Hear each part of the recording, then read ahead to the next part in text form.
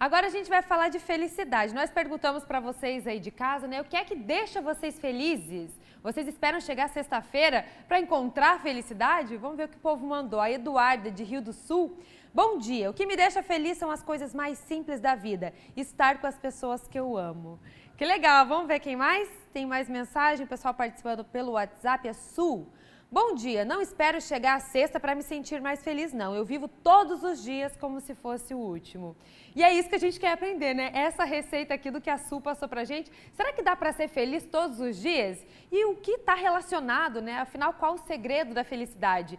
Quem vai conversar com a gente é o Fabiano de Abreu. Ele é neurocientista, fez um estudo sobre esse assunto e está com a gente aqui por Skype para falar sobre essas descobertas dele. Fabiano, muito obrigada, viu, por aceitar o nosso convite. Vamos lá então, tem segredo para a felicidade? Bom dia! Bom dia, tudo bem? Tem segredo sim, tiveram algumas dicas boas, né? Viver todos os dias como se fosse o último, ok, mas você tem que ter meta também. Eu gosto muito da ideia de saber que tem a sexta-feira, porque a gente trabalha bastante sabendo que vai ser recompensado no final de semana. Olha, isso é uma coisa legal, porque a gente sempre fica pensando, né? Então, será que na segunda eu não vou ser tão feliz assim?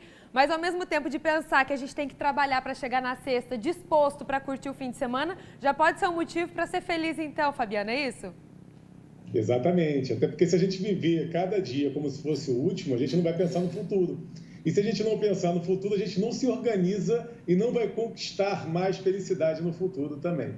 Então, as metas, elas são incentivos. Eu chamo meta de motivo de vida, né? Então, o que eu fiz em relação a essa pesquisa? Qual o verdadeiro segredo da felicidade? Bom, a felicidade está no equilíbrio, certo? Quando você tem suas contas pagas, você não deve nada a ninguém, e que você está com a sua consciência tranquila, você tem mais chances de ter picos de felicidade, porque a felicidade são picos, né? Mas a plenitude é você viver em conforto, para que tenha sempre felicidade.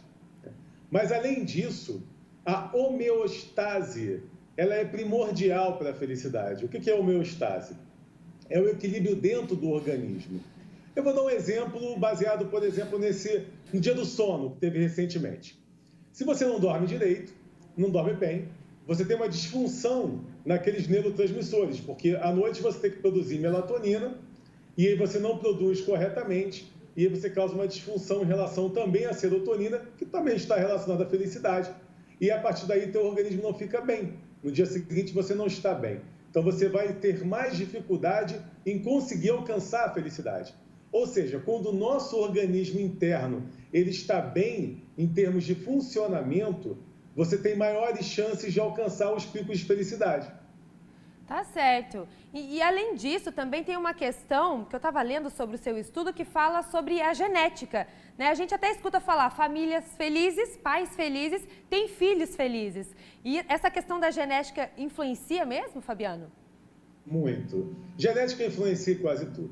Não só na questão do seu organismo e as chances que você tem em relação à disfunção desses neurotransmissores, que também tem base genética, mas também a própria personalidade que você tem baseado no conceito da sua família, em como a sua família educa você.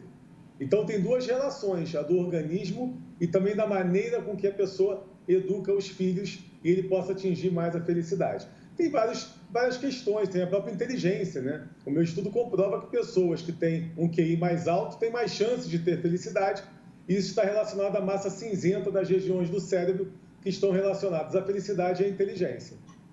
Conta mais dessa história do QI, a gente ficou curioso aqui. Como que é? Então, pessoas mais inteligentes são mais felizes? Qual que é essa relação?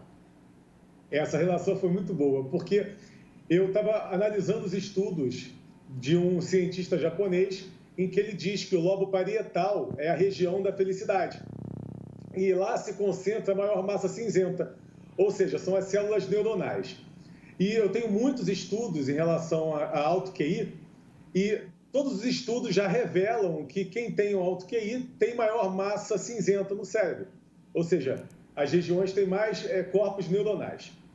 Então, eu comecei a pesquisar a relação de um com o outro. E eu vi e encontrei diversas pesquisas recentes relacionadas à inteligência e felicidade.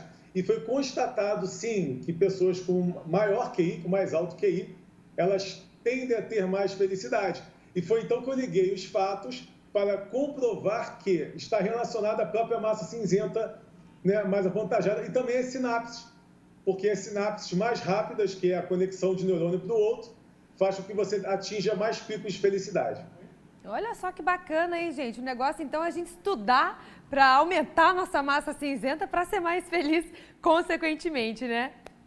Agora, Exatamente. Fabiano... Sobre a plasticidade cerebral. Eu tenho uma dúvida com relação... Seguinte, na pandemia agora, por exemplo, aqui em Santa Catarina, a gente não tem lockdown no fim de semana, mas a recomendação é as pessoas continuarem dentro de casa, né? Evitarem sair apenas quando for para um supermercado, uma farmácia, um serviço essencial. Que dica você dá, né? Ou até o que você pode comprovar com os seus estudos, de que a gente pode ser feliz mesmo dentro de casa, sem poder, por exemplo, dar um passeio, sair brincar com as crianças, né? Como tornar esse momento mais feliz dentro de casa? Olha, é fácil. Eu vou dar um exemplo meu, pessoal. Né? Hoje, por exemplo, eu estou feliz porque é sexta-feira.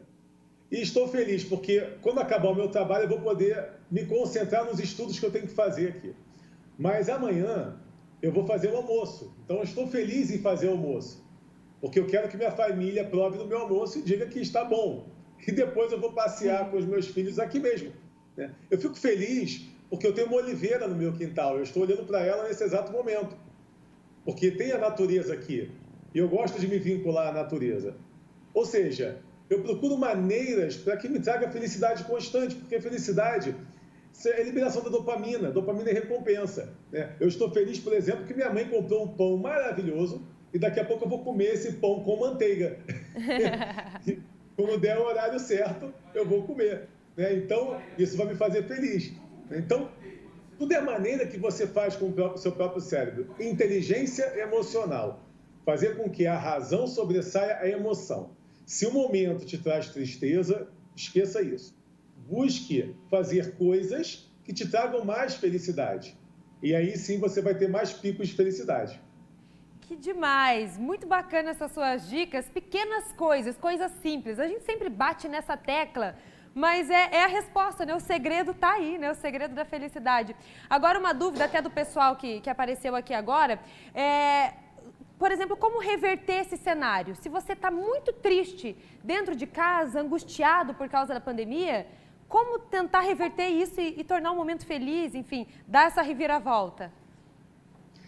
Por exemplo, essa questão econômica. Eu estava escrevendo isso agora há pouco, porque a questão econômica, ela te afeta e você começa a trazer, o teu cérebro, é um mecanismo de defesa, começa a buscar memórias financeiras, ou seja, tudo que possa te lembrar de situações financeiras.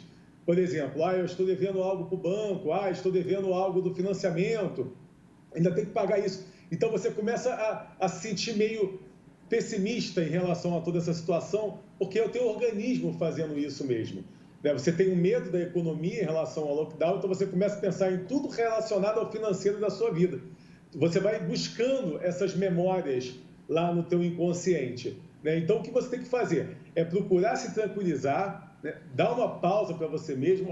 Está agoniado, com muita ansiedade, toma um chá, conversa com alguém que você gosta de conversar, se distraia um pouco, esqueça um pouco essa questão, para que você possa ter uma mente mais aberta e não passar por situações problemáticas, financeiras, por exemplo.